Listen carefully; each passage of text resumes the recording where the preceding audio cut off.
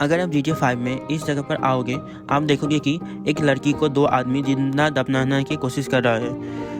अगर आप दूर से देखो, कुछ नहीं होगा अनटिल आप इंटरप्ट करो। Who the hell are you? Get the fuck out of here! I can't get free!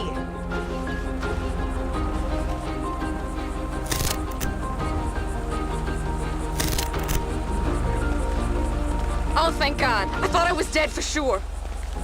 I didn't even know where the hell we are. You couldn't give me a ride, could you? Yeah, sure. Come on, get in. उसको बचाने के बाद वो लड़की बोलेगी कि उसको उसके बॉडीगार्ड के पास ले जाने के लिए, एंड जाते जाते वो बोलेगी कि वो लोग उसको मारने चाह रहे थे क्योंकि वो लोग उसके डैड से बदला लेना चाहता है। एंड कुछ टाइम के बाद एक अननोन नंबर से कॉल आएगा, एंड अगर आप वो कॉल को उठाओ तो देखना ये वही लड़की होगी, एंड वो आपको $65,000 आपको बैंक अकाउंट में सेंड करेगा फॉर सेविंग हर लाइफ।